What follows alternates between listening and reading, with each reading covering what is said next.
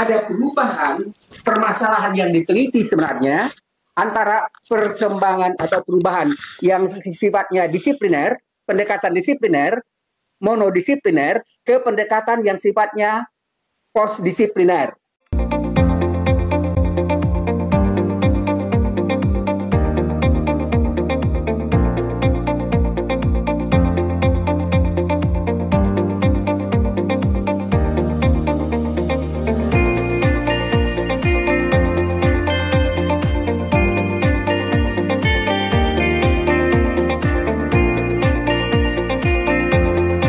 Ada perubahan permasalahan yang diteliti sebenarnya antara perkembangan atau perubahan yang sifatnya disipliner, pendekatan disipliner, monodisipliner, ke pendekatan yang sifatnya postdisipliner. Teman-teman sekalian, saya sedikit memberikan pencetak bahwa tadi perubahan yang belum selesai. Jadi begini, kalau ilmu pengetahuan yang modern cenderung sebenarnya pendekatannya itu disebut sebagai pendekatan monodisipliner. Jadi kalau misalnya kita belajar tentang ekonomi, maka ekonomi itu hanya menjadi fokus pembahasan, fokus riset, dan tidak boleh misalnya dipengaruhi atau misalnya digabungkan dengan ilmu pengetahuan lain. Jadi kalau misalnya Anda atau kita melakukan riset misalnya tentang kemiskinan, maka itu dianggap itu adalah wilayah ekonomi, ya, karena dia wilayah atau otonomi ekonomi, bidang-bidang lain tidak perlu dan tidak boleh memasuki wilayah itu. Jadi ada kerangka konsep, ingat teman-teman, ada kerangka konsep, ada teori, ada pendekatan yang khas untuk pendekatan masing-masing bidang ilmu.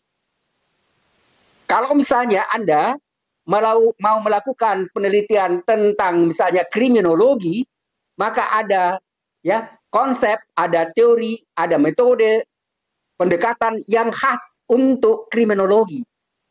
Jadi tidak boleh dimasuki oleh bidang-bidang lain.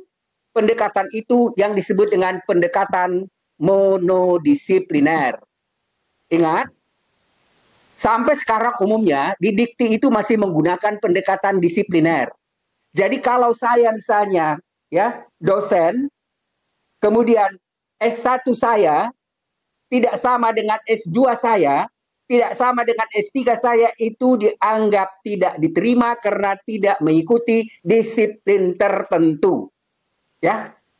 Jadi itu biasanya tidak diakui. Jadi tidak mungkin dia misalnya jadi profesor karena dianggap sebenarnya dia itu hanya ya memiliki model gado-gado gitu. Padahal dalam kasus begitu kita masuk, nah ingat teman-teman, tadi kita katakan pada pendekatan disipliner itu ada dianggap bidang-bidang tertentu yang tidak boleh dicampurkan dengan bidang lain. Jadi realitas itu namanya ontologi di dalam filsafat. Ontologi itu adalah ontologi realitas yang khas. Tapi begitu kita masuk ke permasalahan, ya, apa yang kita sebut dengan era postmodern, era internet, ya, era globalisasi, maka tidak lagi realitas yang kita teliti itu dianggap terpisah satu sama lain secara ketat, tapi saling berkelindan, jaringan, kompleksitas. Jelas nggak teman-teman? Jadi kalau misalnya kita menjelaskan tentang kemiskinan, itu dianggap tidak cukup kalau hanya dijelaskan berdasarkan ekonomi saja, karena kemiskinan itu berkaitan dengan berbagai macam masalah lain, bidang ilmu lain. Kemiskinan bisa disebabkan karena memang ya kita dekati, kita bahas dari ekonomi, tapi juga bisa dari pendidikan karena memang tidak ada pendidikan, ya tidak bisa melakukan pengikuti misalnya zaman. Kemudian itu juga berkaitan misalnya dengan katakanlah misalnya dengan permasalahan sosial, politik, kebijakan. Dari pendekatan ini maka akhirnya masalah kemiskinan tidak mungkin dianggap bisa diselesaikan atau bisa diselesaikan secara luas, secara kompleks, karena masalahnya sangat kompleks. Kalau misalnya kita bicara tentang masalah, katakanlah misalnya kriminologi. Kalau kriminologi selama ini dianggap ya, tentang kejahatan, misalnya katakanlah pembunuhan, itu hanya dianggap misalnya bidang kriminologi. Sekarang nggak mungkin kriminologi saja. Pembunuhan itu misalnya bisa disebabkan karena ya psikologis. Ingat, kemarin-kemarin itu sering sekali ada pembunuhan atau misalnya usaha pembunuhan terhadap ulama-ulama karena selalu dikatakan itu karena kesehatan mental. Tapi bukan itu saja. Bisa juga karena misalnya orang itu bukan hanya karena stres, tapi juga mungkin saja misalnya karena permasalahan ekonomi, mungkin saja misalnya permasalahan politik, mungkin juga misalnya permasalahan sosial. Jadi teman-teman sekalian, ya, ada perubahan dari realitas yang sifatnya objektif, real, yang hanya ada satu fokus dengan realitas yang sifatnya saling berkelindan, saling berkaitan, saling tumpang tindih. Saya sering berikan contoh untuk realitas yang kompleks itu, teman-teman, itu seperti misalnya bawang. Kalau kita lihat bawang itu utuh gitu. Padahal begitu sebenarnya kita teliti lebih dalam, kita belah, maka sebenarnya itu terdiri dari lapisan-lapisan yang berbeda-beda. Terjadi dari beberapa lapisan. Nah, metafor ini bisa kita jadikan sebagai metafor untuk perbedaan atau saling keterkaitan antara satu masalah, satu realitas dengan realitas lain. Teman-teman sekalian, cukup jelas nggak ini? Karena nanti kita akan mulai masuk sebenarnya perbedaan ini, perbedaan realitas, perbedaan ontologi antara ilmu pengetahuan modern dengan ilmu pengetahuan begitu kita masuk pada era jaringan, era kompleksitas. Karena era kompleksitas itu selalu ada keterkaitan antara satu bidang ilmu dengan bidang ilmu lain, ada keterkaitan antara satu masalah dengan masalah yang lain. Teman-teman, kalau memang masih ada kurang jelas, sebelum kita jelaskan perbedaan mendasar antara ya penelitian yang sifatnya disipliner, monodisipliner dengan postdisipliner, karena nanti postdisipliner itu ada yang multidisipliner, ada yang cross-disipliner, ada yang interdisipliner, dan ada transdisipliner. Teman-teman sekalian, kalau di kajian strategik global itu sebenarnya kita membicarakan masalah-masalah yang sifatnya kompleks. Cuman masalahnya selama ini, sebagian dosen pun sebenarnya tetap memberikan pengajaran ya, dengan pendekatannya sifatnya disipliner. Saya tidak tahu, mudah-mudahan sekarang kita mulai berubah ya. Teman-teman sekalian, saya sepertinya kemarin juga sudah saya katakan, sekarang ini di kajian strategik global itu juga akan dibuka. Mudah-mudahan semester depan, Januari, sudah ada buka program baru yang namanya, ya awalnya sebenarnya, rupanya itu direncanakan namanya kepemimpinan, ya program kepemimpinan. Waktu itu sudah disusun rencana rupanya sebelumnya, sudah disusun misalnya rencana, baik misalnya perkuliahannya itu, apa materinya, kemudian siapa dosennya. Tiba-tiba 2 minggu yang lalu saya diminta untuk ikut gabung, dan kemudian saya diminta penjelasannya. Saya bilang, wah, kalau saya sih saya pikir tidak begitu bermanfaat lagi kalau kita misalnya membuka ya program kepemimpinan, tapi kepemimpinan model 20-30 tahun lalu sudah ada di Indonesia dan di dunia. Sementara sekarang, karena ada perubahan perkembangan teknologi informasi ya dan artificial intelligence, hampir semua fenomena dan bidang ilmu itu berubah. Ya, jadi saya bilang, wah, kalau begitu saya pikir untuk apa saya bilang program yang sudah lama ada itu. Lalu kita katakan di kajian strategik global lagi. Lalu pendekatannya pendekatan disipliner. Saya bilang itu nggak tepat. Teman-teman sekalian, mestinya sebenarnya Jumat kemarin itu ada rapat, tapi rupanya Prof Reni ya yang koordinator untuk penyiapan itu rupanya lagi pergi ke Korea. Jadi pagi saya tanya, apakah kita jadi rapat hari ini? Lalu sekretarisnya Pak Abidin mengatakan, Pak nggak jadi karena kebetulan Bu Reni di Korea. Teman-teman sekalian, jadi sekarang apa sebenarnya perbedaan mendasar kalau misalnya kita melakukan pendekatan yang sifatnya disipliner, ya? Jadi kita katakan tadi, yang model begitulah. Kalau misalnya melakukan penelitian, misalnya sesuai dengan bidang-bidang Anda atau Bapak, Ibu-ibu sekalian selama ini sebelumnya, kemudian tetap ikutin itu, ya katakanlah misalnya kalau dari politik tetap politik, kemudian fokus hanya pada masalah politik, kemudian teorinya, konsepnya, teorinya, metodenya menggunakan metode yang sifatnya politik, yang klasik atau modern, itu disebut sebagai pendekatan interdisipliner. Tapi kalau sekarang, ya, teman-teman sekalian, melakukan riset tentang politik, tapi politik itu bukan hanya berdasarkan misalnya satu bidang saja, tapi misalnya berkaitan dengan permasalahan kompleksitas, ya, politik, kemudian ada politik identitas, kemudian ada permasalahan ras, ada permasalahan ekonomi, ada permasalahan, ya, yang lain-lain. Itu berarti sebenarnya paling tidak misalnya Anda bisa menyelesaikan disertasi Anda itu dengan menggunakan 3 bidang ilmu yang berbeda tapi saling berkaitan satu sama lain. Teman-teman sekalian, saya berikan sedikit contoh. Pada 2 tahun yang lalu, tapi udah lewat mungkin itu karena itu masih waktu itu COVID.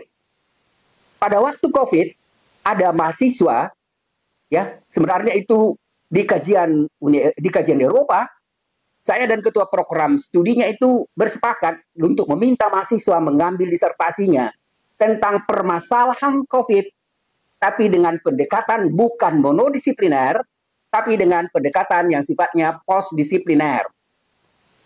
Saya kebetulan ke bagian 1 mahasiswa untuk dibimbing, dan kemudian saya mengarahkan pada mahasiswa itu untuk mengambil masalah COVID itu dengan melakukan 3-4 bidang ilmu yang berbeda, dan pendekatan itu berarti namanya pendekatan postdisipliner, sesudah disiplin. Ingat, teman-teman sekalian, pendekatan postdisipliner itu istilahnya berbeda. Ada yang mengatakan itu ada yang mengatakan multidisipliner, tapi saya kurang begitu cocok dengan multidisipliner. Ada yang mengatakan penelitian atau pendekatan yang sifatnya postdisipliner. Ini mungkin lebih mudah dipahami, lebih tepat, karena berbeda dengan disipliner. Postdisipliner berarti sesudah disipliner. Ya, sesudah disipliner itu justru sebenarnya ada salah satu pendekatannya multidisipliner, makanya saya menganggap tidak begitu tepat dikatakan multidisipliner itu postdisipliner itu, tapi ada pendekatan juga, ya, cross disipliner, ada pendekatan interdisipliner, ada pendekatan transdisipliner.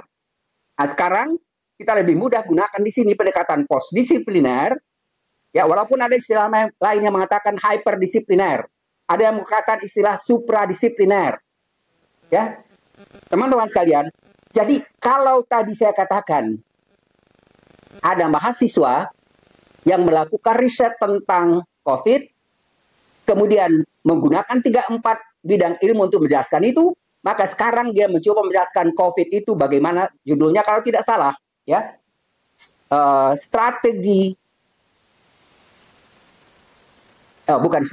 kerjasama Indonesia, ingat, kerjasama Indonesia dengan Uni Eropa mengatasi COVID.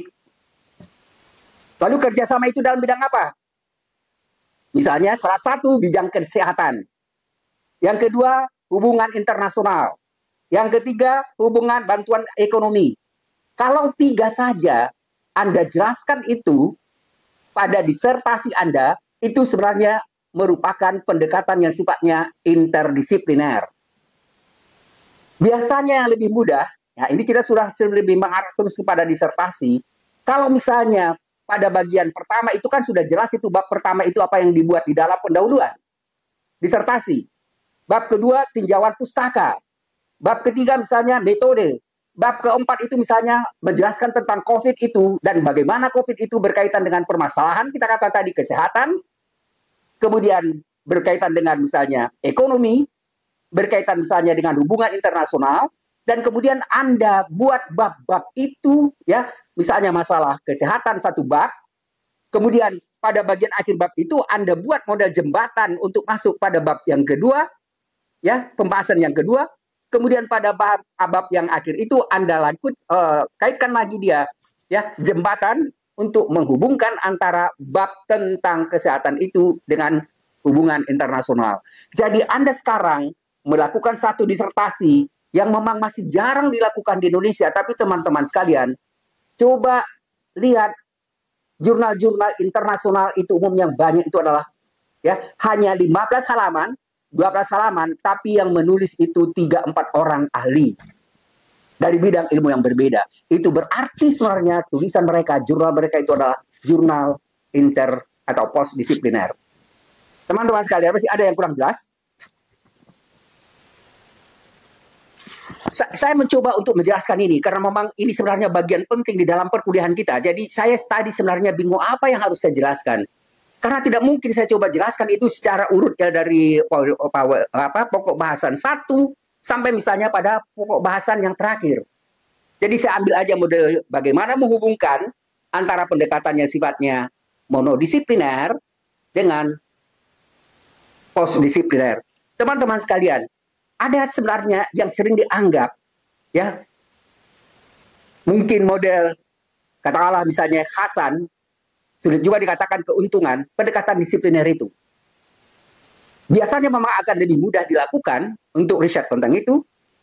Kemudian dianggap mendalam, ya. Tapi salah satu masalahnya, karena sekarang kita lebih banyak menghadapi masalah yang sifatnya kompleks, itu tidak memadai untuk bisa menjelaskan masalah yang kompleks itu. Tidak memadai untuk bisa mengatasi masalah yang kompleks itu. Jadi saya tidak menjelaskan itu cukup lengkap. Tadi sebenarnya saya mencoba untuk membuat itu dalam PowerPoint yang di situ mungkin baru sedikit saja tadi masuk. Saya sudah kirim ke teman, salah seorang teman. Lalu sekarang begini, kalau misalnya itu dianggap tidak memadai, dan kita sekarang berhubungan dengan masalah yang sangat kompleks, teman-teman sekalian. Sekarang misalnya kita lihat ya, kita menghadapi misalnya sekarang masalah, dan sudah selesai, dan sekarang lagi berlangsung masalah pemilu. Masalah pemilu itu adalah masalah yang kompleks sekali. Dia berkaitan dengan politik, berkaitan misalnya dengan hubungan antara dengan masalah sosial, berhubungan dengan masalah ekonomi, berhubungan dengan masalah-masalah misalnya hukum, berkaitan dengan masalah hak asasi, berkaitan dengan masalah kesetaraan dan segala macamnya. Jadi teman-teman sekalian, kita selalu dihadapkan pada masalah-masalah yang kita sebut tadi dengan masalah yang kompleks itu. Teman-teman sekalian, sekarang kita coba masuk pada PowerPoint. Teman-teman sekalian, saya coba.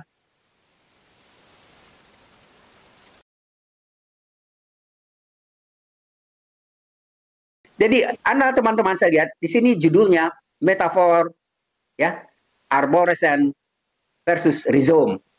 Tadi saya katakan ya, metafor antara realitas yang real ya, ingat kalau masalah yang kita teliti pada positivisme ilmiah atau pada metode atau pendekatan lama itu adalah realitas yang kita anggap objektif, yang bisa kita amati dan bisa kita kuantifikasi, itu adalah pendekatan yang sifatnya sangat disipliner.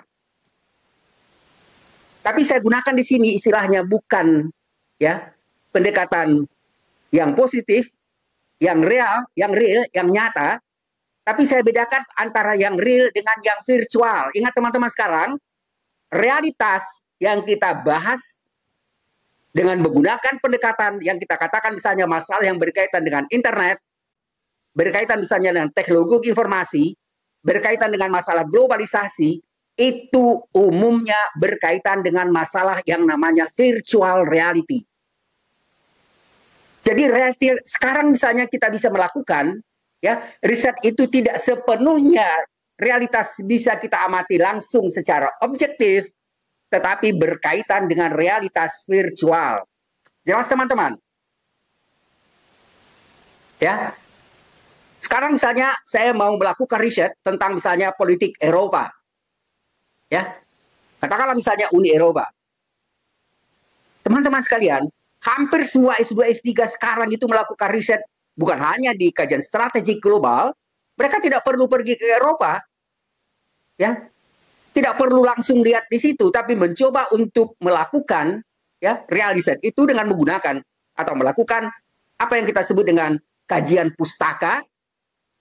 Kemudian mereka lihat juga misalnya dari katakanlah misalnya dari online, mereka lihat misalnya dari berbagai macam bentuk ya, katakanlah misalnya dari media massa, dan kemudian dia lakukan riset itu dengan melakukan wawancara dengan tokoh-tokoh penting, ya di Eropa nggak perlu dia pergi ke Eropa. Jadi sekarang sebenarnya kita melakukan riset tidak lagi dengan menggunakan pendekatan yang sifatnya ya objektif dalam pengertian kita bisa langsung amati secara langsung, enggak. Tapi kita bisa melakukan misalnya riset itu dengan sangat-sangat lebih lengkap dengan menggunakan pendekatan yang kita katakan pendekatan ya monodisipliner. Jelas teman-teman. Nah, sekarang misalnya ya saya tadi katakan contoh ya, misalnya tentang melakukan riset tentang perubahan politik di Eropa. Saya tidak perlu pergi ke Eropa. Tapi misalnya ya, apalagi teman-teman, mungkin banyak sekali yang misalnya punya pengalaman lama di Eropa, ya, dan kemudian misalnya sekarang juga, lama dalam pengertian teman itu ada teman atau tokoh atau siapapun misalnya di Eropa yang bisa dihubungi secara langsung, ataupun tidak langsung bisa dicari misalnya alamat mereka, dan biasanya kalau kita berhubungan dengan mereka berdasarkan tujuan untuk riset itu mereka senang sekali. Ya, lalu yang berikutnya, kalau misalnya Anda mencoba untuk bagaimana sekarang peralihan pandangan-pandangan masyarakat Eropa misalnya, kita melakukan riset tentang bagaimana misalnya pandangan mereka terhadap permasalahan genosida. Kan sekarang itu permasalahan yang sering dikatakan bahwa permasalahan genosida yang dilakukan oleh Israel. Kita memang harus paham tentang apa yang maksud dengan genosida itu. Dan apakah misalnya genosida itu adalah masalah nasional? Atau itu adalah masalah global. Genosida itu adalah masalah global. Nggak mungkin misalnya hanya Anda teliti itu misalnya tanpa ada hubungan dengan masalah lain. Jadi genosida, kemudian misalnya kekerasan atau kejahatan perang, kemudian misalnya pengusiran warga negara, itu adalah bentuk-bentuk kejahatan global, global strategik. Jelas nggak teman-teman? Jadi jangan menganggap ya masalah-masalah itu adalah masalah yang sifatnya nasional atau misalnya hanya dua negara. Enggak, itu adalah masalah global. Masalah hak azazi itu sekarang adalah masalah global. Masalah demokrasi itu adalah masalah global. Masalah lingkungan itu adalah masalah global. Masalah ketidaksetaraan itu adalah masalah global. Jadi teman-teman sekalian, ya, mulailah kita sekarang menggunakan kerangka berpikir yang sangat terbuka dan luas. Masalah lingkungan itu adalah masalah global. Masalah SDGs itu adalah masalah global. Jadi teman-teman sekalian, sebenarnya kalau kajian strategik global itu bisa mulai mengarahkan pemikirannya untuk bisa melakukan pembahasan ya di dalam kuliah, di dalam riset tentang masalah global, itu sebenarnya pasti mengangkat nama Universitas Indonesia, bukan hanya SKSG. Tapi kelihatannya saya sering kemarin juga di dalam rapat itu saya katakan saya sebenarnya agak kecewa juga melihat perkembangan di sini karena banyak sekali dosen itu sebenarnya memang umumnya masih memikirkan pendekatan yang sangat disipliner. Teman-teman sekalian, karena tidak terlalu disalahkan karena perlu perubahan paradigma berpikir untuk bisa beralih dari pendekatan yang sifatnya monodisipliner ke postdisipliner. Teman-teman sekalian, saya minta mudah-mudahan ada yang sedikit mengomentari atau misalnya pertanyaan, ya. Silakan. Pak Fian, dari saya, Eko. Ya, silakan. Ya, saya kepikiran aja dengan kebetulan dari satu disiplin yang sama yaitu ilmu ekonomi. Ya. Ketika kita berpikir kompleks itu kan banyak sekali ya apa istilahnya aspek-aspek tadi ya, misalkan lingkungan harus dikaitkan dengan politik, harus dikaitkan dengan macam-macam gitu. Nah, ada kayak semacam kalau ya yang saya pahami itu kalau yang pengetahuan harusnya semakin mengerucut gitu. Jadi kayaknya kita mau menyasar ke apa ya yang sangat luas gitu. Ya benar. Jadi itu memang kesimpulannya, itu perbedaannya. Tapi sekarang itu sebenarnya kita tidak bisa. Itu biasanya dikatakan, ya, teman-teman coba aja lihat ini gambar ini. Sekarang kan realitas itu kita lihat seperti ini. Jadi misalnya sangat-sangat berkaitan satu sama lain. Masalah ekonomi, masalah politik, masalah apapun selalu berkaitan sama lain. Kalau kita hanya paham satu bidang, itu disebut kita sebenarnya terkurung dalam kotak-kotaknya sendiri. Makanya dikatakan bahwa Era sekarang itu memerlukan seorang ilmuwan out of the box, keluar dari ya, keterkurungan di dalam kotaknya, dan kemudian bisa melihat secara luas. Memang kita pasti tidak mungkin semua, tapi makanya kalau hal-hal yang sifatnya sangat penting, misalnya bagaimana kita untuk melakukan ya perubahan atau perbaikan ekonomi Indonesia, nggak mungkin hanya Menteri Ekonomi saja. Dia memerlukan staf yang banyak, atau misalnya tidak, kalaupun tidak staf, pada hal-hal tertentu, misalnya dengan meminta bantuan dari ahli sosial, politik, ekonomi, ya, kebijakan, manajemen, untuk bisa mengatasi itu. Karena tidak mungkin misalnya, ya, katakanlah misalnya rencana ekonomi itu hanya dengan disusun dengan ekonomi doang. Nggak ada misalnya malaikat bagaimana perkembangan ekonomi dunia, sosial politik dunia, bagaimana misalnya permasalahan hubungannya dengan manajemen, bagaimana misalnya, nggak mungkin. Oleh karena itu sekarang ya kita sebenarnya tidak boleh atau mungkin dianggap terlalu bermasalah kalau kita misalnya hanya memandang ilmu pengetahuan itu dari bidang kita sendiri, dan itu berarti kita tidak bisa berdialog dengan bidang-bidang ilmu lain. Padahal sekarang era kita itu lebih baik disebut sebagai era kolaborasi, kerjasama antara berbagai macam bidang. Teman-teman sekalian, masalah kita sebenarnya di Indonesia ini, jangankan misalnya ya Menteri Ekonomi, dia nggak begitu mengerti ekonomi kok. Dia ada di teknik. Misalnya Menteri, katakanlah misalnya komunikasi, nggak tahu dia masalah misalnya permasalahan komunikasi atau internet. Jadi permasalahan-permasalahan itu akan menimbulkan sekali banyak masalah. Seorang ahli ekonomi misalnya, tentu tidak mungkin dia bisa tahu semuanya, tapi paling tidak dia harus tahu pokok dari ekonomi itu, dan kemudian didukung oleh menteri-menteri atau staf menteri yang mempunyai ya bidang-bidang yang mendukung sebenarnya kebijakan ekonomi. Itu sudah keharusan ke depan.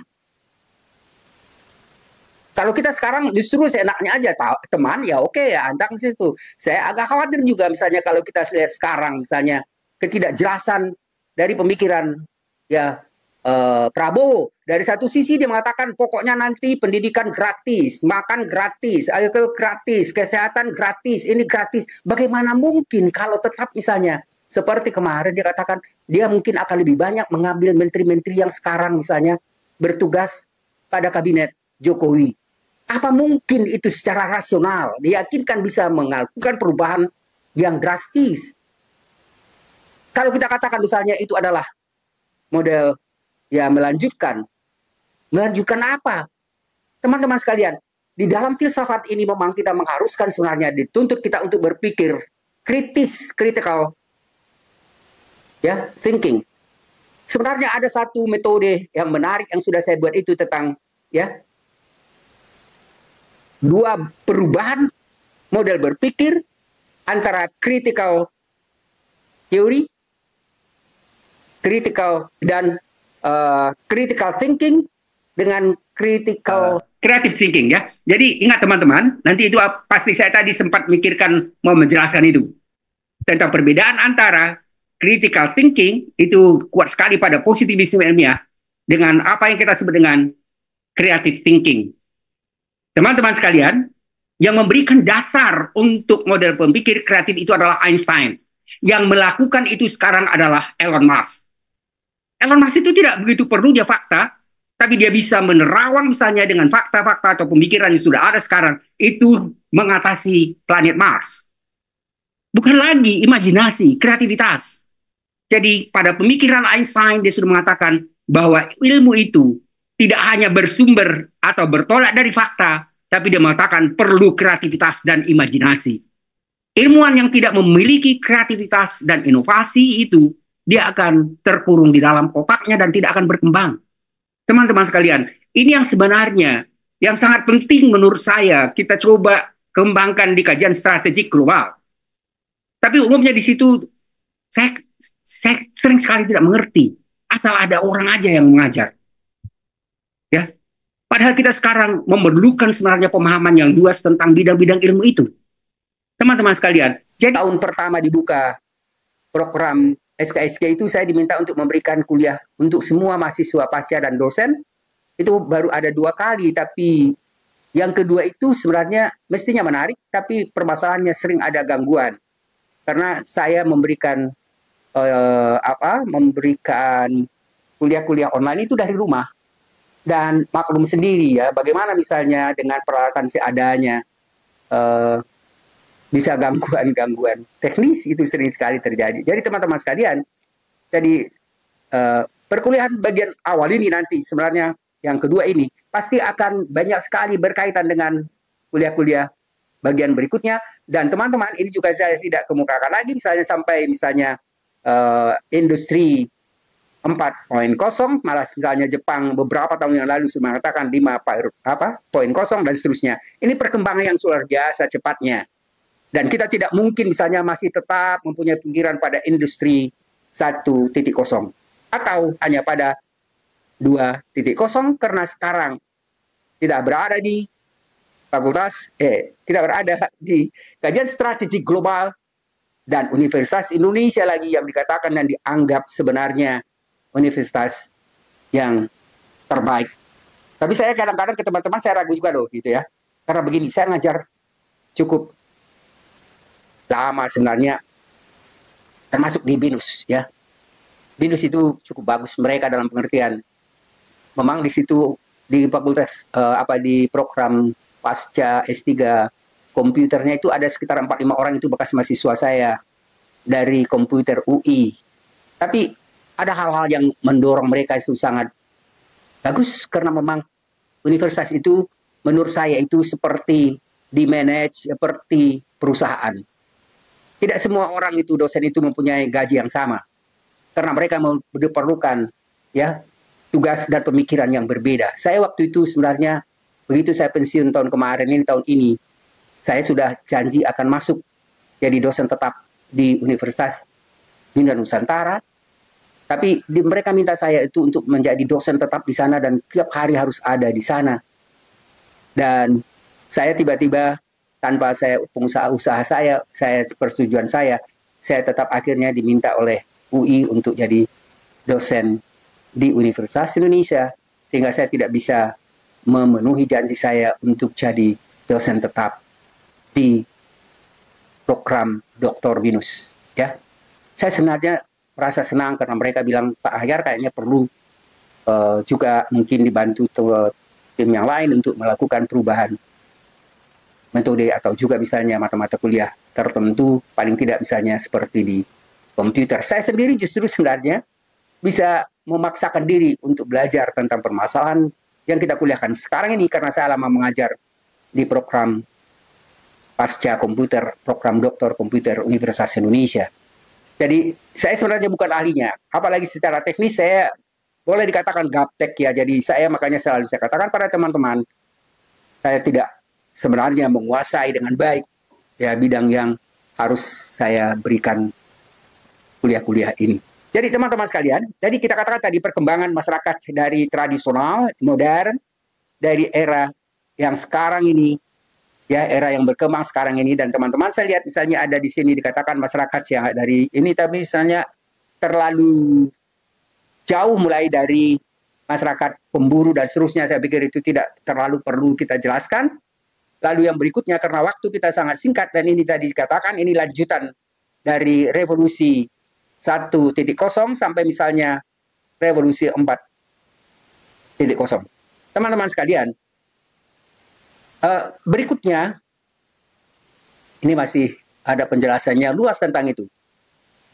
Nah, sekarang teman-teman kita sudah melihat misalnya pada revolusi industri keempat ya, mulai ditemukannya teknologi komputer dan komputer berjaringan atau internet dan dunia masuk pada era informasi. Teman-teman sekalian, era informasi ini sebenarnya melakukan perubahan yang sangat drastis. Tadi saya katakan misalnya, bagaimana ya waktu diupayakan untuk membuka program baru di kajian strategi global yang rencananya adalah tentang apa yang disebut misalnya dengan kepemimpinan. Sebelum waktu itu dimulai rapat, saya sebenarnya diajak karena belum hadir semua undangan itu, saya diajak oleh teman-teman yang sudah hadir, ya profesor dan doktor yang hadir itu, menanyakan ke saya kira-kira Pak Haryar gimana ini rencananya nih, pikiran Bapak tentang program ini. Saya bilang, menurut saya kalau memang bisa kita lakukan, ya, apalagi misalnya sudah ada yang S1-nya dari kepemimpinan atau apapun misalnya, karena kepemimpinan itu sebenarnya pendekatan yang sifatnya juga interdisipliner. Jadi kalau selama ini kita bicara tentang kepemimpinan, itu bisa misalnya ada kekhususan pada manajemen, ada misalnya di ekonomi, ada psikologi, ada di bidang-bidang lain. Teman-teman sekalian, karena itu kita katakan dia sangat interdisipliner. Nah, sekarang kalau misalnya kita melakukan pendekatan atau membuka program baru, saya bilang ada baiknya kita sebenarnya mengikuti perubahan-perubahan baru. Karena saya beberapa hari sebelum diundang itu saya diminta untuk datang rapat hari Jumat, ya, jam 10 sampai jam 12. Lalu dalam 2-3 hari itu saya mencoba untuk menelusuri sebenarnya beberapa buku yang berkaitan dengan masalah apa yang disebut tadi dengan virtual leadership. Teman-teman sekalian, saya misalnya lihat di Harvard, dan kemudian di Amerika baru ada beberapa misalnya 1-2 tahun ini yang membuka program yang disebut dengan virtual leadership itu. Kemudian saya lihat misalnya juga di Oxford, kemudian saya lihat beberapa mata kuliah yang ditawarkan. Saya kemukakan pada teman-teman profesor, ya, bapak-bapak, ibu-ibu profesor itu dan doktor-doktor yang tapi memang ada beberapa bekas, ternyata rupanya bekas mahasiswa saya juga dulu. Lalu mereka ya waktu mau diperkenalkan, oh ini Pak Ahyar gitu, oh ini kan dosen saya dulu gitu. Jadi saya memang banyak sekali dosen-dosen bertebaran itu karena saya lama ngajar di program pasca UI. Nah, jadi teman-teman sekalian, kita lanjutkan. Jadi tadi kita katakan bahwa ya ada perubahan dan perkembangan yang sangat baru yang perlu sekali kita ikuti. Saya melihat ya, ada banyak teman-teman, misalnya kalau Anda mencoba, mungkin ada bagusnya, coba juga telusuri misalnya program-program baru yang muncul atau yang lahir setelah adanya teknologi informasi itu. Ya, nah, teman-teman sekalian, jadi kita coba lanjutkan. Jadi di sini sebenarnya sudah dijelaskan tentang ya generasi internet ya 5.0, tapi itu nanti Anda bisa baca-baca sendiri, dan saya yakin sebenarnya sudah banyak juga dipahami. Teman-teman sekalian, kalau kita katakan tadi ya, permasalahan-permasalahan yang berkaitan dengan masalah tertentu itu bisa menimbulkan problem baru yang berkembang. Teman-teman sekalian, sekarang kita misalnya berhadapan dengan perang yang terjadi antara ya misalnya Rusia dengan dengan Ukraina, atau misalnya Israel versus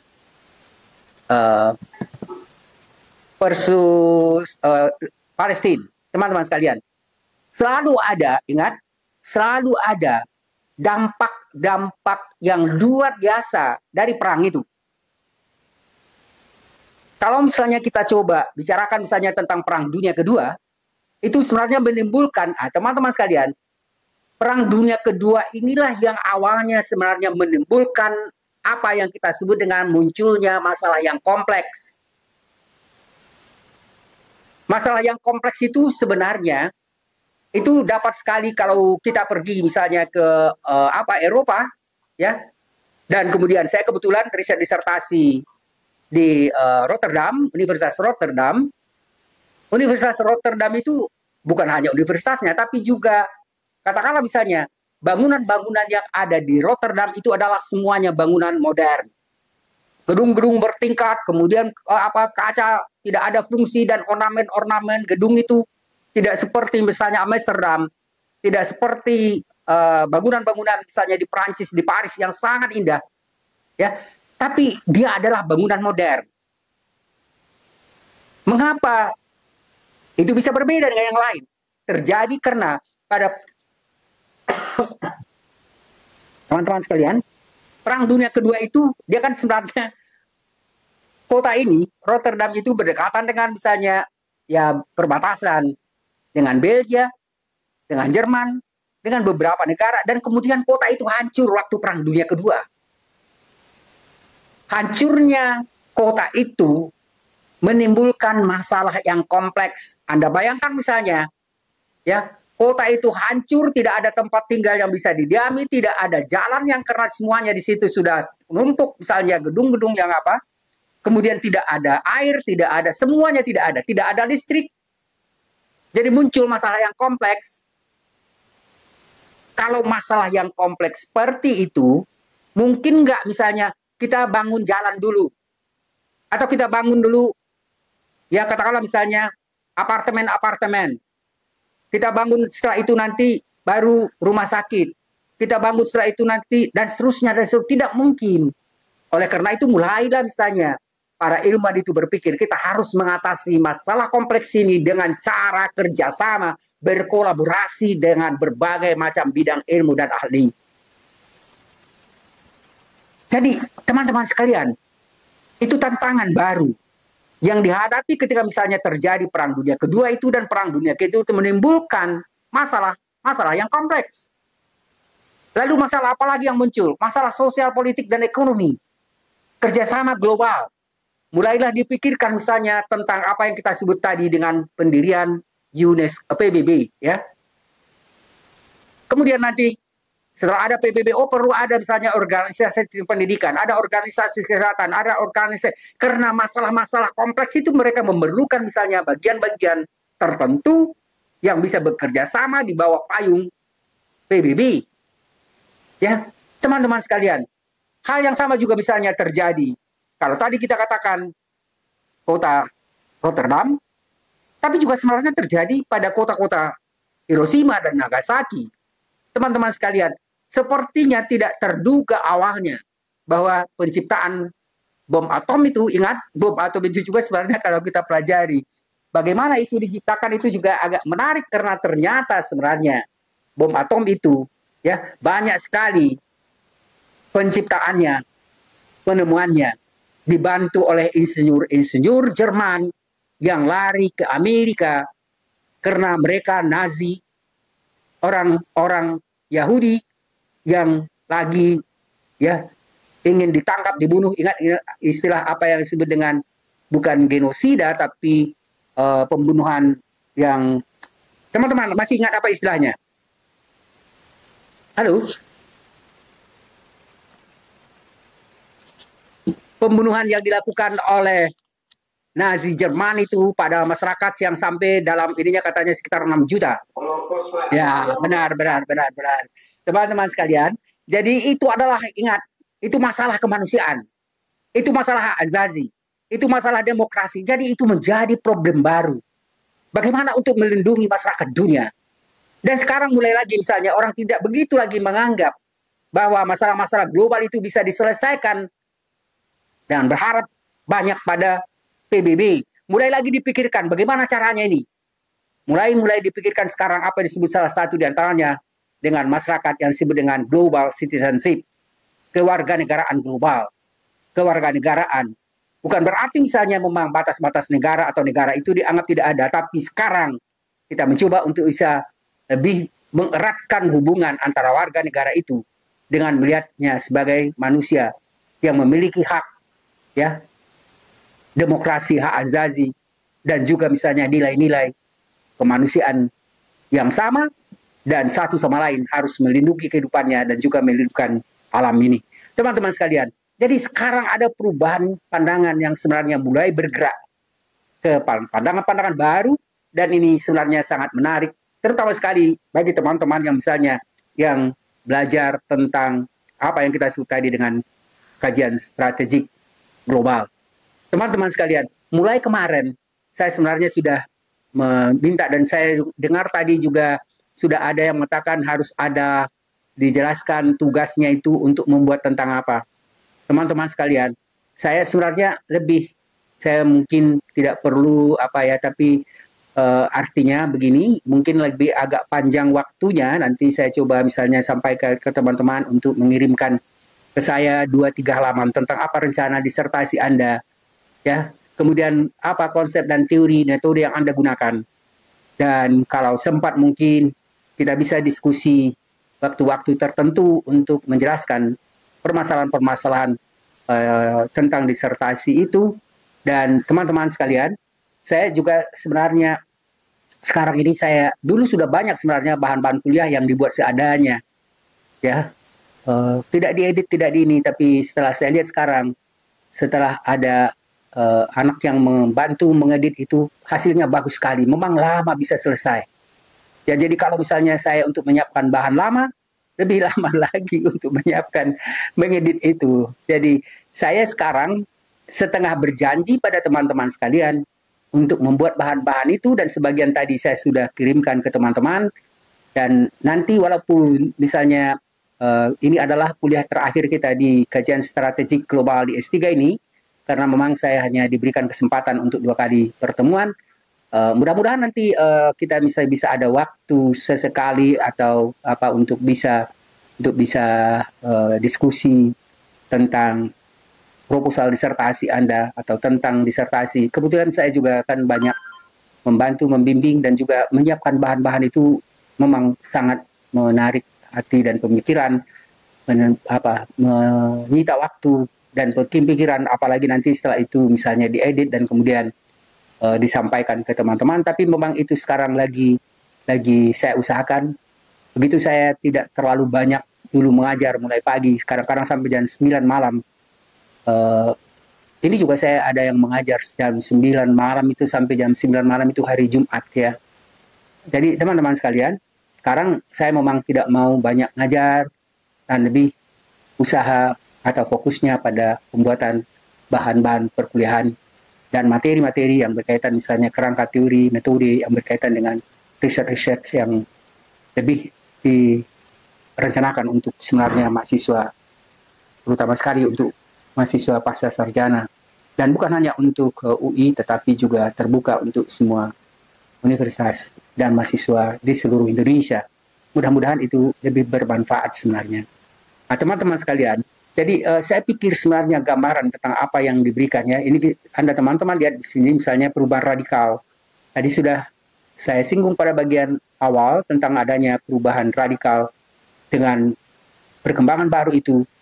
Dan perubahan radikal itu sebenarnya menimbulkan visi baru universitas dan misi universitas itu. Saya sudah lama nggak lihat visi misi kajian strategik global, tapi awalnya kayaknya itu sesuai dengan apa yang pembicaraan awalnya dulu. Ketika saya juga misalnya dengan teman-teman dari Salemba itu mencoba menjelaskan tentang visi, misi atau tujuan pembukaan kajian strategik global tersebut. Teman-teman sekalian, Anda bisa lihat di sini tentang pandangan Grother-Kohl, kemudian Aronowitz, kemudian ada apa yang kita sebut misalnya dengan hybrid science. Ini sekarang yang kita lakukan. Untuk ilmu kepolisian dan ketahanan nasional, itu biasanya memang jarang sekali apa yang kita lakukan dengan kuliah hybrid science ini, karena semua teman-teman itu lagi aktif juga bekerja, aktif, ya tugasnya masing-masing tetap berjalan. Jadi kita tidak terlalu atau hampir tidak bisa kita lakukan. Biasanya cuma 1-2 kali perkuliahan, itu pun tidak selalu terjadi.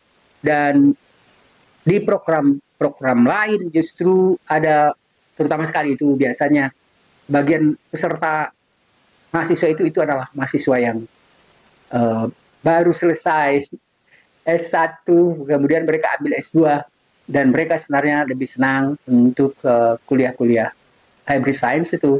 Dan kemudian kan mereka merasa lebih enak dan nyaman, misalnya bisa ketemu dengan teman-temannya, bisa ketemu dengan dosennya, bisa diskusi dengan dosennya. Jadi ini juga sebenarnya adalah satu perubahan baru. Dan berikutnya ini sekarang sudah dianggap sebenarnya sebagai hal yang biasa saja, tidak ada problem yang berkaitan dengan apa yang kita sebut dengan permasalahan kuliah hibrid ini. Yang berikutnya apa yang disebut dengan juga intinya sama dengan belajar bersama, atau juga dalam riset yang sifatnya misalnya kolaboratif. Teman-teman sekalian, sekarang justru sebenarnya sangat diharapkan adanya kerjasama yang lebih luas antara mahasiswa atau ahli untuk bisa menyelesaikan berbagai macam masalah yang muncul. Yang berikutnya, saya teman-teman, ini tulisannya halus sekali sehingga sulit saya untuk membacanya sebenarnya.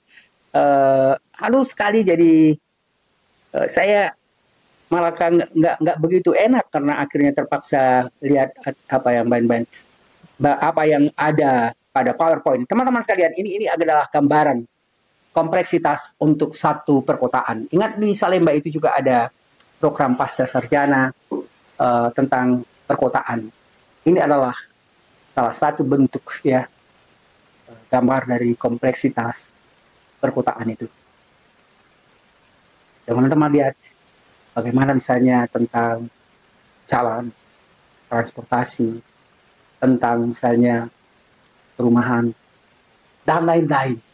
Itu adalah menjadi masalah-masalah baru, dan sekarang ini di Salemba ada namanya tentang program yang kita sebut tadi dengan perkotaan. Dan ini gambaran sebenarnya kompleksitas. Dan teman-teman sekalian, tadi kita katakan misalnya rhizomatic mind. Jadi sekarang ini kalau misalnya kita belajar, seseorang itu bisa mempunyai banyak sekali pemikiran keahlian. Ya, Anda lihat ini, ya ada dalam otak kita itu, dalam pemikiran itu terjadi berbagai macam bidang studi. Teman-teman, seminggu lalu pun sudah saya katakan saya mengajar di kajian ya, tentang pemikiran ekonomi di ekonomi UI, tidak untuk semua program, tapi di akuntansi, saya ngajar di kedokteran, saya ngajar di lingkungan, saya ngajar di fisip, saya ngajar di psikologi, saya ngajar untuk semua. S2, S3, FIB itu dulu wajib ambil kuliah saya, jadi dalam satu semester itu saya ngajar ribuan mahasiswa, dan itu memang tugas yang berat, tapi enak juga sebenarnya ya.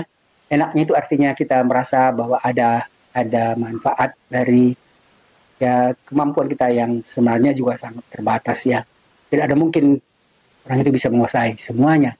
Tapi ada sedikit keuntungan karena kita di filsafat itu memang belajar dari sumber atau dasar-dasar bidang-bidang ilmu itu. Jadi bisa mengajar misalnya tentang filsafat hukum, bisa mengajar tentang etika, bisa mengajar yang lain-lain. Teman-teman sekalian, yang berikutnya di sini ada Gilles Deleuze dan Guattari. Ini sebenarnya yang menarik ya. Dari Gilles Deleuze dan Guattari, saya coba jelaskan ini. Dia membuat apanya itu pada buku tentang rhizome. Rhizome itu artinya ya rhizome ya, dia membedakan antara nanti apa yang disebut misalnya dengan penjelasan bidang-bidang ilmu yang sifatnya misalnya disipliner dengan yang sifatnya multidisipliner. Jadi teman-teman sekalian, saya mencoba untuk menjelaskan ringkas saja. Ini ada dua pemikir ini, Gilles Deleuze dan Félix Guattari. Dan mereka ini adalah pemikir Prancis dan sangat terkenal. Dan mereka ini adalah dua pemikiran yang bisa mereka disebut sebagai salah seorang atau dua orang tokoh postmodern di antara berbagai macam postmodern yang terkemuka. Ingat teman-teman sekalian, tadi kita membicarakan tentang realitas yang bisa kita amati secara langsung atau realitas fisik, dan kemudian ada realitas yang kita sebut dengan virtual reality. Realitas virtual itu sebenarnya nanti saya akan coba untuk ya sekarang saya sudah buat pokok bahasannya tentang pemikiran dari Jean Baudrillard.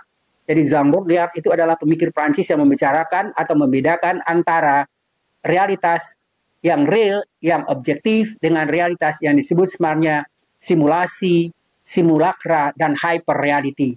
Ya, jadi realitas yang kita bicarakan di dalam dunia ilmu pengetahuan itu bukan hanya yang bisa kita amati secara langsung, tapi bisa masuk pada realitas yang dia sebut sebagai ya simulasi, kemudian ada simulakra, kemudian ada yang disebut dengan hyper reality. Mudah-mudahan nanti itu dijelaskan oleh Ibrahim. Ya. Dan saya kalau sempat buat videonya atau bahan kuliahnya sudah ada, tapi saya belum sempat buat videonya, nanti saya insya Allah akan kirimkan pada teman-teman, atau teman-teman bisa tanyakan, Pak gimana dengan janjinya udah mulai di. Saya sebenarnya pengen sekali melakukan itu dan menyiapkan itu supaya bisa membantu teman-teman sekalian. Jadi ini banyak sebenarnya kuliahnya, ingat tadi teman-teman ya. Jadi dia menjelaskan Gilles Deleuze itu, dia bicara tentang anti-Oedipus, itu psikologi. Dia bicara tentang schizophrenia, itu juga psikologi. Kemudian bicara tentang Oedipus, dia bicara tentang macam-macam hasrat, bicara tentang tubuh, tentang organ, tentang rhizomatic, tentang macam-macam. Jadi teman-teman sekalian, ini adalah pembahasan yang sebenarnya sangat kompleks ya, dan kita bisa lihat pada bagian-bagian berikutnya ini. Saya bingung sebenarnya teman-teman untuk menjelaskan materi-materi yang banyak dan waktu singkat dan terbatas ya. Nah, teman-teman sekalian, perbedaan konsep antara ilmu sebagai arborescent, ingat pohon ilmu, dengan rhizome. Tadi saya katakan rhizome itu ya, pohon ilmu, ini pohon ilmu ini, pohon ilmu itu dia ya, ini sebenarnya nanti ada muncul juga pada pemikiran yang kita sebut tadi dengan Elon Musk ya. Jadi Elon Musk itu dia istilahnya itu bukan pohon ilmu, tapi dia bukan istilahnya saya agak apa, nanti mudah-mudahan bisa kita lihat di bawah. Teman-teman sekalian, dia mengatakan ilmu pengetahuan itu seperti pohon. Jadi ini yang kita katakan sebenarnya seperti metafor. Ingat teman-teman, tadi saya katakan kita bicara tentang ontologi dengan epistemologi. Jadi yang dikatakan ontologi itu, ini nih, akar tunjang itu diibaratkan ontologi, realitas yang dibicarakan di dalam ilmu pengetahuan. Objek atau subjek yang diteliti. Ini adalah sumber untuk ilmu pengetahuan itu, ya. Akar tunjang, tempat akar-akar lain itu tumbuh untuk menunjang berdirinya pohon, dan batang ini yang disebut dengan epistemologi. Jadi kerangka teori, konsep, metode, ini masuk di sini nih. Tapi nanti epistemologi itu akan berkembang menjadi 3 cabang ilmu pengetahuan ya. Cabang itu misalnya ini cabang ilmu pengetahuan alam, ini cabang ilmu pengetahuan sosial budaya, ini misalnya cabang tentang humanitas ya, kajian humanitas. Jadi teman-teman sekalian, jadi kalau realitas yang kita teliti itu nanti sebenarnya selalu berkaitan dengan permasalahan yang kita katakan tadi, ontologi, metodologi, kerangka konsep, kerangka teori, ya, model analisis, itu akan berbeda antara satu bidang ilmu dengan bidang ilmu lain. Ya, ingat pada spesialisasi yang khas, yang unik. Nah, kemudian nanti itu akan misalnya bidang sosial itu akan berkembang menjadi berbagai macam bidang-bidang ilmu pengetahuan, sosiologi, kriminologi, ya, politik, dan macam-macam, ya, kesejahteraan sosial, dan fisika juga begitu. Dan masing-masing nanti mengembangkan ilmu pengetahuan itu sesuai dengan konsep mereka, teori mereka, metode mereka, ya. Dan ini yang lebih sebut kita tadi sebenarnya melihat ilmu sebagai pohon ilmu, dan pohon ilmu itu sebenarnya identik dengan pendekatan disipliner.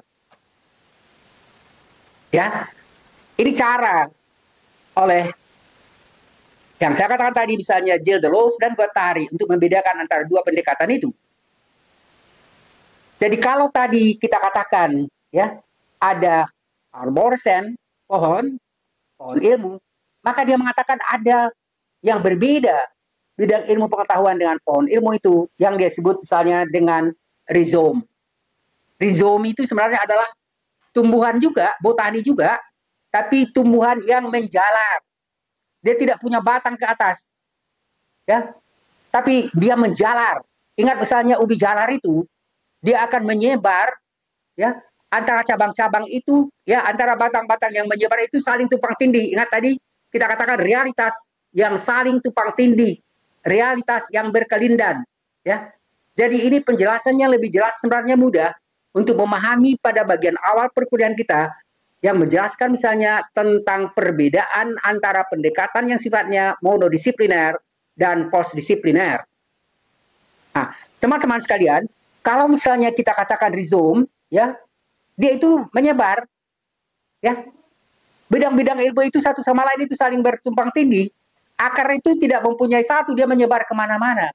Ini yang sebenarnya sekarang diidentikan oleh pemikiran Gilles Deleuze dan Guattari itu dengan apa yang disebut dengan ilmu pengetahuan yang kita sebut sebenarnya dengan postdisipliner, interdisipliner, multidisipliner, dan transdisipliner. Saling menjalin satu sama lain. Ingat tadi kita jelaskan pada apa yang disebut dengan rhizomatic mind. Pikiran kita itu sudah tidak hanya ada satu bidang ilmu di situ, tapi seorang ilmuwan yang memiliki pemahaman yang sangat luas. Dan Anda, ya, saya sering ditanya itu, fire itu misalnya teman-teman polisi atau di di kepolisian atau di kemiliteran, mereka bilang fire itu argumennya, ya argumen alasannya itu seperti Rocky katanya. Oh, itu kan teman sekelas saya dulu dan sama-sama mengajar di Universitas Indonesia. Tapi Rocky itu jauh lebih pintar sebenarnya dan radikal sekali. Dia misalnya berhenti kalau ke fakultas, dia akan ambil 5 fakultas di UI, dan biasanya sampai, ada juga yang sudah sampai misalnya ke disertasi, tapi begitu dia misalnya mau melakukan, bukan disertasi, skripsi, nanti dia keluar karena dia menganggap bahwa dia lebih tahu dari dosen yang akan membimbing. Jadi kadang-kadang yang dia selesaikan sebenarnya setahu saya cuma di filsafat, tapi di filsafat pun kalau tidak salah dia juga tidak ambil ijazahnya sampai sekarang. Dia juga tidak mau diangkat jadi dosen negeri. Saya memang waktu itu kami sebenarnya ada 4 orang yang diharapkan itu jadi dosen tetap di filsafat. Yang mau cuman saya dengan gadis, dan gadis itu sekarang dia pindah ke Amerika karena sulit sekali untuk bisa memperoleh gelar profesor di UI. Dan begitu dia sampai di Amerika dan jadi mengajar di sana dan dapat gelar profesor. Teman-teman sekalian, jadi ada tradisi yang berbeda ya di Indonesia, dan di UI juga sebenarnya tidak selalu sama tradisi di setiap fakultas ya. Di FIB itu menurut saya itu yang paling tidak objektif. Teman-teman sekalian, jadi tadi kita katakan bahwa ada pohon ilmu, kemudian ada rhizome. Teman-teman sekalian, ini sudah jam berapa? Kebetulan itu ada tamu ya, ada tamu yang datang. Jadi saya coba untuk bisa lebih menyederhanakan, menyimpulkan ini secara lebih cepat ya. Dan sekarang sudah hampir jam 5:30. Teman-teman sekalian, jadi tadi saya katakan ada pohon ilmu, dan kemudian ada bagian berikutnya, kita coba lanjut ya. Ya ini, saya sebut sebenarnya pohon juga istilahnya, tapi saya lupa, bukan pohon begini aja, tapi ada dia mengatakan misalnya istilah yang di luar itu. Kemudian ada ini penjelasan sebenarnya dari apa yang kita omongkan tadi. Ini salah, ini bukan seperti akar tunjang, mestinya ini mahasiswa saya waktu saya buat. Ini mestinya seperti ini, makanya saya minta ganti, tambah ini. Karena ini akar tunjang. Ini kan seperti akar serabut. Ya. Jadi pohon itu sebenarnya tidak ditunjang oleh akar serabut, tetapi akar tunjang. Dan ini yang membedakan antara apa yang kita sebut misalnya dengan pohon ilmu, dengan rhizome. Ingat, ini ontologi, ya ini ontologi. Ini adalah epistemologi, metodologi, tadi batang ya, pohon. Kemudian ini nanti metodologi, teori, konsep yang digunakan pada masing-masing bidang ilmu.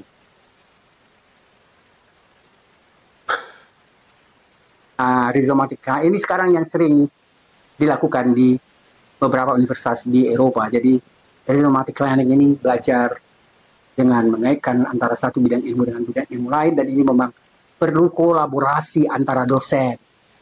Dosen-dosen itu kalau hanya tahu pada bidang-bidang ilmunya, ya, jadi terkurung dalam kotaknya, tidak keluar dari kotak itu, maka sulit bisa melakukan apa yang kita sebut tadi dengan untuk belajar rhizomatic mind itu. Yang berikutnya teman-teman sekalian, ini yang saya katakan tadi, Elon Musk ya. Jadi dia makan istilah ya pohon ilmu, pohon pengetahuan. Cuman salah juga, ini dibuat gambarnya ini tidak ada akar tunjangnya, padahal mestinya ada akar tunjangnya. Jadi dia juga menjelaskan bahwa ilmu pengetahuan itu, waktu dia ditanya, bagaimana dia bisa mempunyai pengetahuan yang luas dan mempunyai soal pengetahuan yang sangat berkembang, inovasi, kreativitas. Dia mengatakan, ya kita harus sebenarnya ya bersifat seperti pohon ilmu. Dia mengatakan ini nih, ontologinya itu realitasnya kuat, ya harus tahu dasar-dasar berbagai macam bidang ilmu itu. Itu makanya dikatakan filsafat itu sebagai induk dari ilmu pengetahuan. Kemudian dia mengatakan harus mengetahui epistemologi dan metodologi, dan bagaimana epistemologi dan metodologi itu nanti berkembang pada bidang-bidang ilmu lain.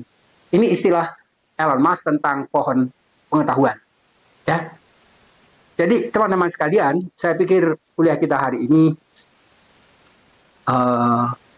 cukup sampai di sini saja. Mudah-mudahan teman-teman untuk berikutnya Anda bisa hubungi saya kalau ada perlu, dan saya juga bisa menghubungi teman-teman.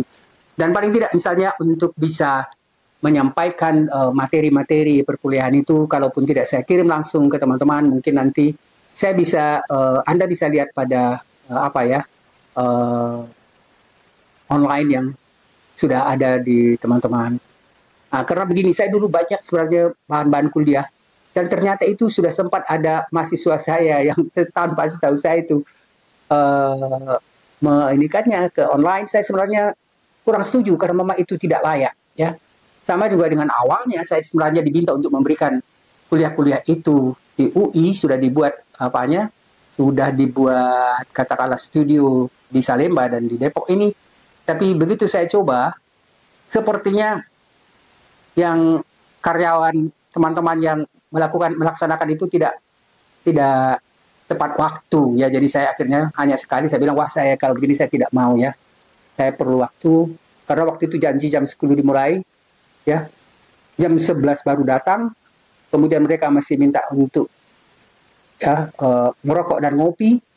Jam 12 belum mulai, padahal sebelum jam 10, jam 9 lewat sedikit saya sudah di sana di kampus. Saya pikir terlalu banyak waktu yang terbuang. Saya bilang, saya terus terang aja, maaf ya, untuk selanjutnya saya tidak mau. Nah, sampai sekarang akhirnya saya buat sendiri, dan ini memerlukan waktu dan perhatian yang memang tidak sedikit. Terima kasih teman-teman. Mudah-mudahan kalau ada yang masih perlu bertanya, silakan. Kalau tidak, saya ucapkan teman-teman sukses mengikuti perkuliahan di program kajian strategi global ini. Mudah-mudahan mendapatkan hasil yang memuaskan, hasil yang baik. Assalamualaikum. Amin. Ya, terima kasih banyak. Terima kasih banyak. Ya, saya sebenarnya oh, boleh, senang sekali. Coba dulu sebentar ya, saya teknisnya.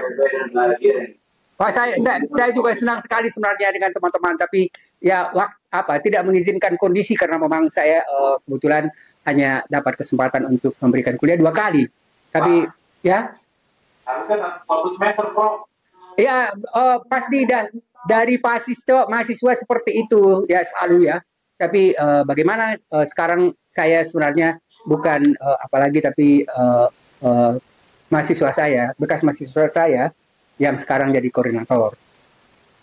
Oh, Pak Ibrahim. Ya, Ibrahim. Dia memang S1, S2, S3-nya filsafat, ya.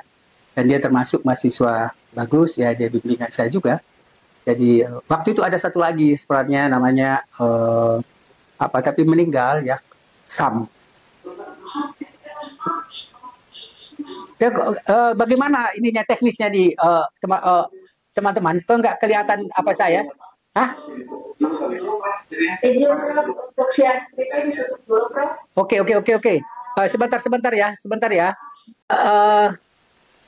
Saya senang sekali bertemu dengan teman-teman, dengan Pak Wahyudi, dengan semua saya senang sekali. Dan saya sebenarnya pada prinsipnya senang memberikan perkuliahan, senang mengajar, tapi saya walaupun tidak bertemu dengan teman-teman, saya selalu membuat bahan-bahan yang sangat banyak. Saya buat sekarang tentang filsafat politik, saya buat filsafat hukum, saya membuat misalnya tentang metode penelitian, saya membuat tentang permasalahan ekologi. Karena saya dulu mengajar di program-program itu, dan saya sekarang bahan-bahan itu sayang sekali kalau tidak dibuat dalam bentuk-bentuk video. Terima kasih. Pak, ya, izin, Prof. Ya. Arif, Prof. Ya, sama-sama. New stock, Prof. Baru masuk lagi. Ya. Oh, masih masuk lagi, Pak. Ya. Iya, Prof. Maaf, saya kemarin juga begitu. Jadi ada sempat beberapa menit itu saya bilang ada suara dari mana gitu. Tuh, rupanya memang kita sampai ada hybrid science. Hybrid, ya. Terima kasih, Pak. Ya. Assalamualaikum. Saya keluar, ya. Waalaikumsalam. Iya, sama-sama. Saya senang sekali ketemu.